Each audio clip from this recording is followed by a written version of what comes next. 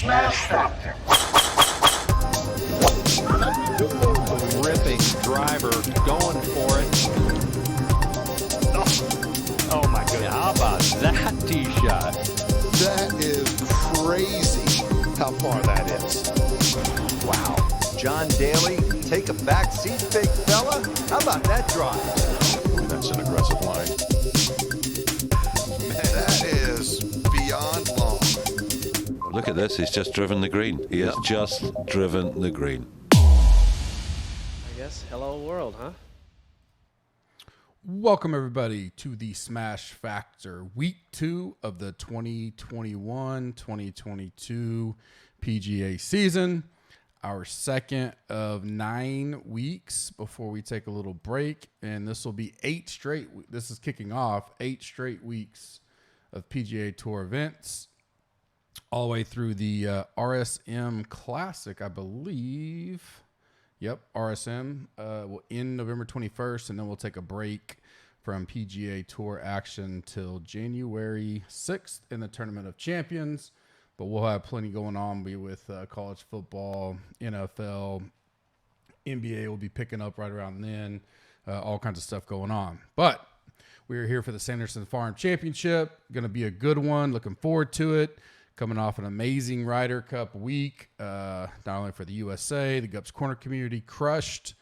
I took down the $200 single entry, finished second in the $44 and seventh in the big. I can't remember what it was last week. $10, $12. I think it's $15.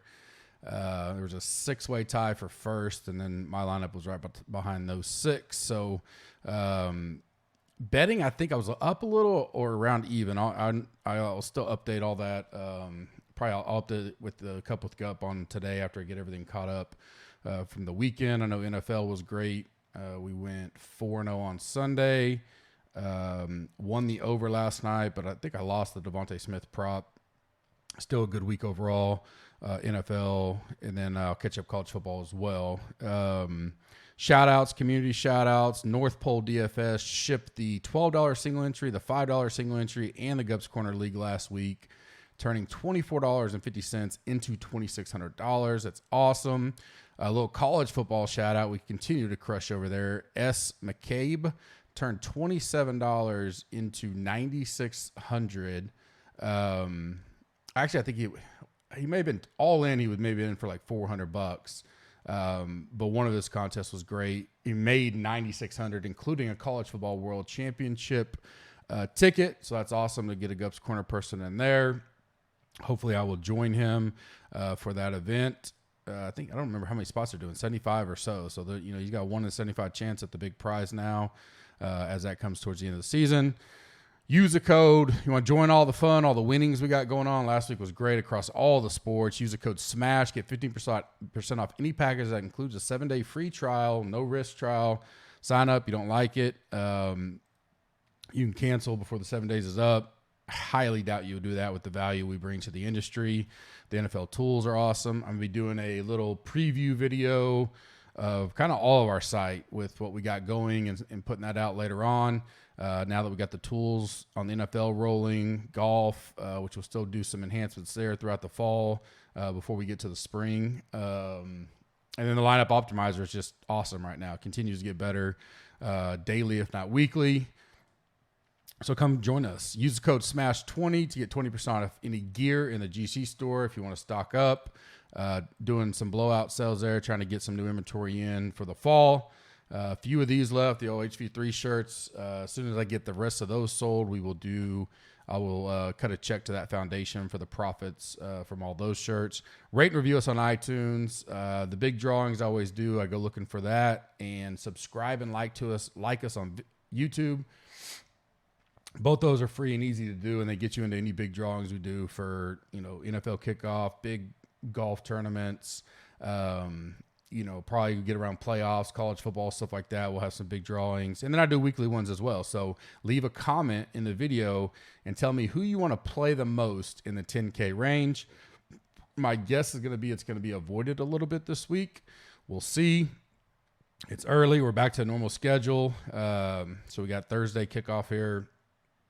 One reminder, the upgrade and renew winners were announced last week on the coin flip. In case you missed it, the Bryson autograph rookie card winner was Mike Witz. The Master swag pack was Charlie Warnock.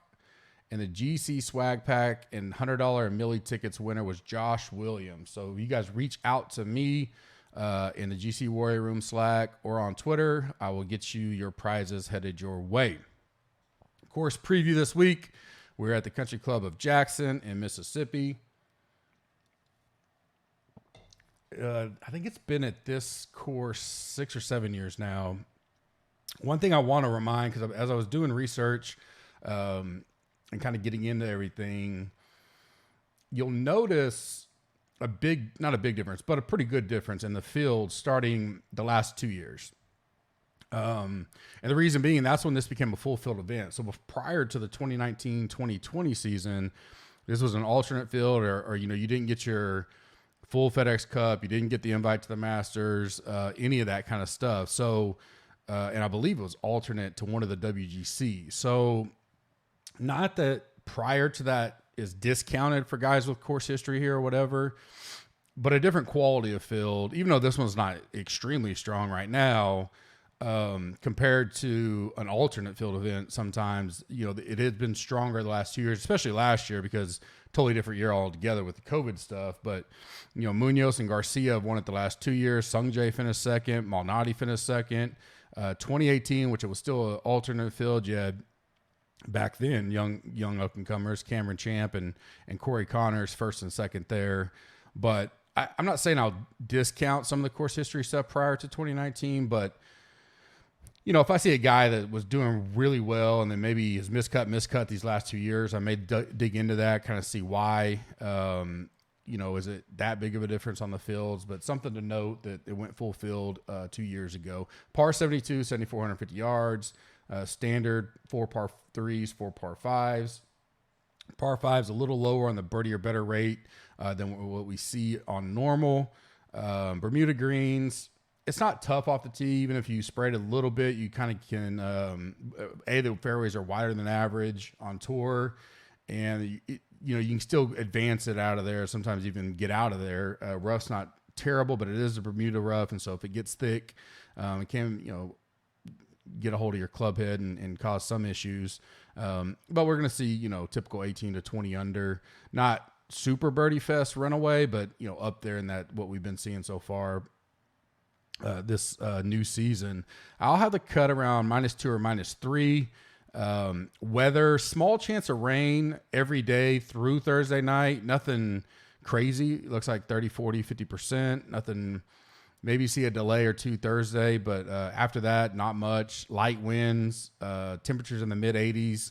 Going to be a nice cool week for these guys. Some good mornings, nothing real cold. And I think the winter will be right there around that -19, -20 we've seen. The last 2 years, as I mentioned, we've had a one-stroke win in a playoff. Prior to that, when we had the alternate field events, kind of had some runaways, 4-stroke, 5-stroke, 4-stroke. So I do think it'll be a tight, field and, competitive leaderboard. I don't see anybody running away with this.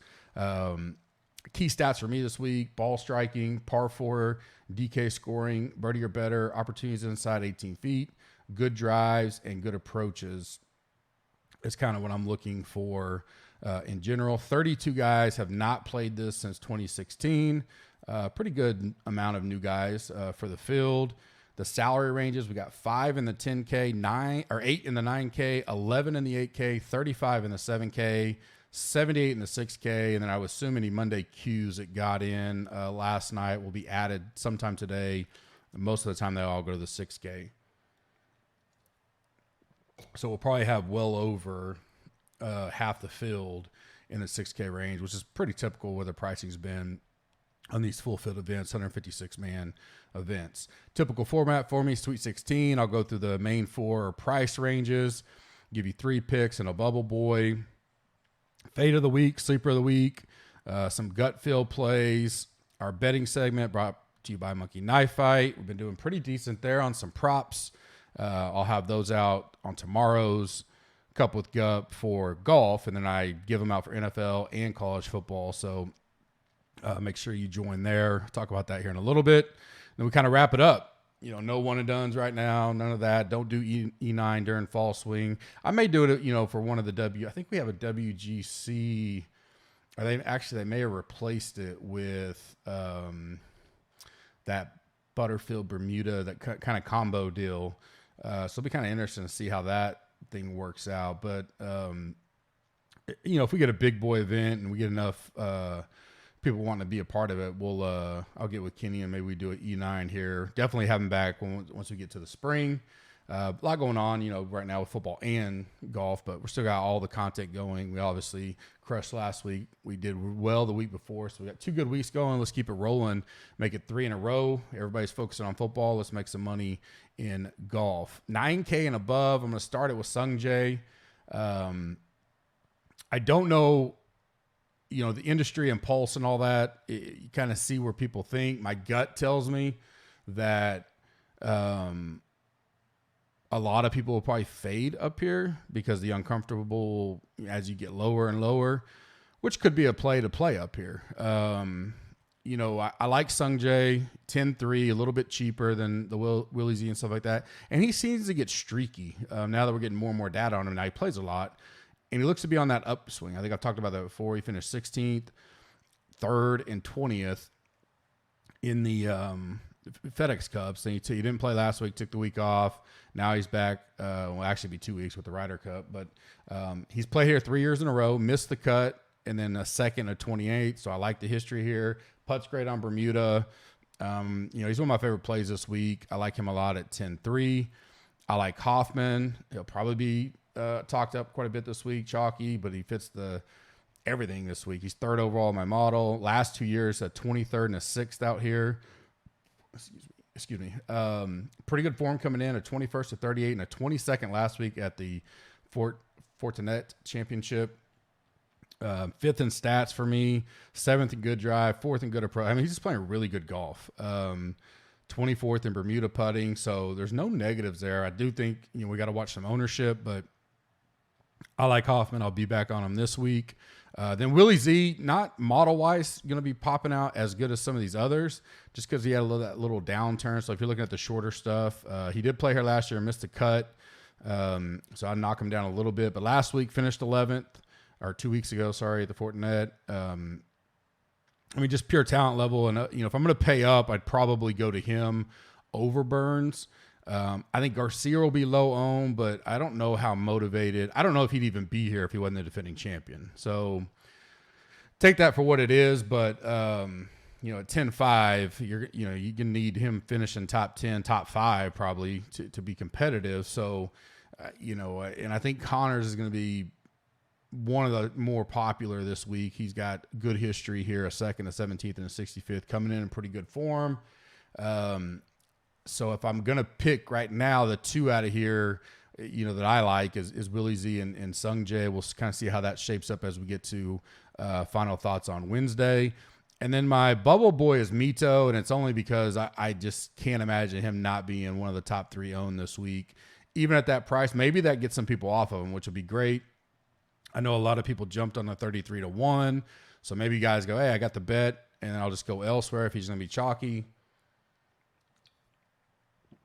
Limited size, but it's getting bigger by the week. He's 2nd in stats for me, 2nd overall. He finished 3rd at the Fortinet Championship. 18th in Bermuda putting. Again, all limited data, but he's getting more and more PGA data, and it's not like it's getting worse. So he's literally top 11 or better in all 6 of the major stats I'm looking at. So hard to pass on him. And I think I can get different down below that I don't mind.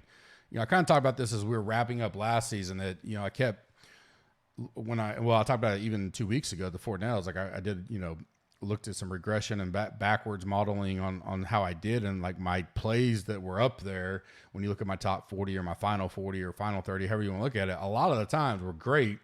I just moved off some of them because of quote unquote chalkiness and all that kind of stuff. And this week, this year, not that I'm just going to play chalk because it's chalk, but if it's a strong play I like, I think in a field where we can get so different, there's 156 guys. Yeah, you can probably throw out, 80 easily. that you're kind of picking between, you can still make so many different lineups that, it's only one position. So, compared to football, when you're talking about, people eat chalk in NFL, sometimes college football, without thinking twice about it. And they only, they'll eat, a high ownership running back or whatever, and just go down to a low wide receiver, right? Because, just get different in that spot. Well, here we can do similar things, but we're not restricted by position. So if I have plays, especially in a field where you have the talent gap isn't as huge from each level and stage of salary, so we don't have where we're going from ROMs of the world, DJs and all that down to, Lucas Glovers, Luke Liss, and these guys who are still great. I mean, good golfers, but the talent gap from that to that is much wider than what you get in a field like this. So to take some chances down low is not the worst thing, even if it means, all right, I know who I like up top. I'm going to go ahead and jump on those guys, and then I'll just, pick guys that have just as much of an upside chance as golf. We know that. Anything can happen, and take some risk there is kind of more the philosophy I'm looking at. At least to start out this season, it's done well. 8K range, I kind of like this range. Maybe not as deep as the others, but the guys I like, I really like. Aaron Wise, I think I'll go back there. Playing really well. Made a good run in the FedEx Cup. His only hesitancy is he's, never a great putter, but we know that. 21st at Northern Trust, 17th at the BMW. Has played 4 out of the last 5 years here, a 17th, a 39th, a 25th at a missed cut. That is one thing that I've kind of factored in a little more. If a guy in any kind of putting model I do is not great in general or on that grass type, but has great finishes at the course, like I'll go look to see, well, how does he putt here? And I do this more in the deep dive and all that. So that I know, a lot of times it just has to do with the way the greens are and all that. The grass type matters, but, so a guy like that, okay, well, he ranks out horribly in putting. We know that. He's 13th overall in my model, but he's done decently enough here. And at $8,300, I'll go put a mark by him and I'll go look at, well, how did he putt here in those 3 times? Did he suck and he still finished great? Or was he a little bit better here, even though his history says otherwise? So I like Wise this week, 8,300. I like Kazire. I'll go back there. Rinse and repeat. I've been on him for a while. He paid off again last time, 2,800 or 28th place at the Fortinet. Mixed results here. Miscut a 10th, a miscut a 59th. So 2 made cuts, a top 10, and 2 miscuts. 8,200. I think he's playing some of his better golf right now, so I like Kazire. Ortiz, 8,600 is my third play. Really good history here. Missed a cut last year, but before that, a 4th and a 3rd. Okay form coming in. 47th at the Northern Trust. That's not too great. BMW, he was almost last, 66th. 21st in my stat model, 11th in ball striking, 11th in good drives, 20th in approach. I like all those numbers. 13th in Bermuda putting model for me. So 8,600, I don't know how many people will go there. I think he could go a little under the radar. I like him this week. And then my bubble boy is Seamus Power. Only reason why he's a bubble boy, I like him a lot. He's actually high in my model, is we haven't seen him since the Northern Trust. So maybe a little bit of rust factor. A 29th, an 18th, a 19th, and then a miscut here. So 3 strong showings here. Got to think he likes the course. He's 9th in my stat model, 3rd in par 4 DK scoring, 8th in birdie or better, 16th in opportunities inside 18 feet, 14th in ball striking. So I really like everything about Power. There's a little bit of rust factor at that price, but I don't think we see a lot of people jump on an $8,800 Power. So only a bubble boy for that, but I do like him this week. 7K range. Go back to Taylor Pendrick. Got us to 36 last time. Probably start to get a little buzz on him. But some of these guys, I don't think they're going to get up yet in the overall grant. We're talking about maybe like the $10 this week that pays $100K to first. He's limited in stats, but he's second, first, 15th in the top 5 stats I'm looking at. So kind of like Mito, it could be chalky, but I think you can still get different. I like him a lot. I go back to him. Scott Stallings, 7,700. I like him this week. I think could be one of those guys where, you don't hear a lot about him. Really good history here. Missed a cut in 16, 17. But the next 4 years, all better years, 43rd, 39th, 28th, and 6th last year. And you got to think last year was one of the strongest fields this thing has seen coming in the COVID year, and he got 6th. Good in stats, recent form okay, but he finished 6th last week at Fortinet, so I like that. I don't know if he's gonna get talked up much at all, so he could be a nice little plug there for a very low owned guy like Scott Stallings, 7,700. David Lipsky, I'll go back there, 22nd at the Fortinet Championship. He hasn't played this yet. Obviously, he's new on the tour. Stats are okay. He's got some good ones. Par 4, he's 16th, 35th in opportunities inside 18 feet. Putting on Bermuda, 23rd in the field. So at $7,200, enough upside there that I really like him. Ramey at 7,000 is my bubble boy. I'm going to play him. He's going to be definitely in the next to last pool and potentially flirting with, I don't know if he gets in like a 3 max type stuff or not, but he actually played this back in 2018 and got a 26th.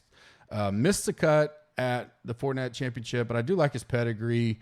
Good price there, good upside. I'll go back there and give that a try, especially since he's played this before and did all right. 6K range. Alex Smalley, I'm going to stay on him. I love him. Love him in the betting market. Duke kid. He missed the cut at the Fortinet Championship, but I don't mind going back to him. Still showing good on the stat model. 2nd in opportunities inside 18 feet. 7th in birdie or better, which we like this week. Good drives. He's 28. I think he's going to put it in play. If he can get the iron sharp, I think he can make a run and, shake off that missed cut at the Fortinet. So I'll go back. 6,400 also opens up a lot. So I like him. Davis Thompson, I like a lot. Oh, Georgia Bulldog. Where's he at? $6,100. So, I mean, these kind of guys really open up some builds. If you want to get unique and start putting try to build a Willie Z Sung J lineup, which I don't hate, I'll easily come down to some of these guys and give them a chance.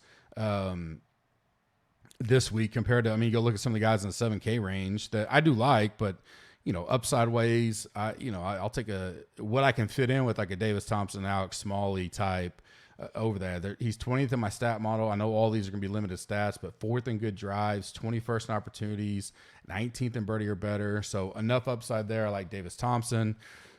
Got to think great pedigree, being a Bulldog. A lot of good Bulldogs in the PGA. Anabon Lahiri feels cheap at 6,200. Made the cut the last 2 years, a 45th and a 37th. He finished 57th at the Northern Trust, but didn't advance. So he's going to be one of those guys that, shaking off a little rust per se. He may have been playing over in Euro. He's a guy I'll look into in deep dive. 26th in the stat model, 25th in birdie or better, 5th in opportunities. He kind of surprised me at how well he modeled out for me. 24th overall right now, 16th in good drive. He's been a lot of things. So at 6,200, I definitely would take him this week in some MME pools and wouldn't necessarily rule him out of a 1 to 3 max at that price. Augustine, the only reason why he is the bubble boy is I think he'll kind of be the carryover from the week 1 Korn Ferry Tour darlings because he did well, right? He finished, I think he was 6th at the Fortinet. So anytime you get these guys, he finished 6th there. He's going to have way limited stats. But, they're, could get not chalky, but he could be higher owned because of, here's a guy who played good in college. He's making his deal, and he actually played well. So let's go back there. I do like him at 6,700. I like his pedigree. But let's see if he becomes a chalkier guy down there. And I'd rather go, I'll pivot off that a little bit, but I don't think anybody in the 6K is going to get over 10%. I hardly ever do in a big field like this. My fade of the week is going to be Garcia. It'd probably be low owned, so it's going to be very tempting when we get to final thoughts and deep dive, but I really don't see him. I can't guarantee it, but I would be betting that he would no chance he'd be here this week if he wasn't the defending champ. So, if he gets off to a little bit bad starts, I don't know how much to focus and go. And at that price, man, I'd rather easily drop down to Sung Jae or even go to Connors. I know he's going to be low owned, but, I just don't see the motivation this week. My sleeper of the week is Davis Riley. $6,400. I love him. He missed the cut on the number last time. And mainly it was all around the green. You know, he hit the ball well. He was 9th for the first 2 days of that tournament, was 9th in approach. So I like that with the irons. I like him in general. Liked him that week. I'll go back there. Excuse me. He's played the last 2 years here, a 39th and a missed cut. So I like that he's got some experience here. He's second in Bermuda putting in the field for me. So my, sleeper of the week, which I don't, ownership's way early right now, but I'm just guessing he's probably not going to be talked up too much. Gut feel plays of the week for me. I like Adam Schenk. He's 31st in the model, $6,700. He's a guy that'd be a great pivot off Augustine if Augustine's going to get talked up. Great history here.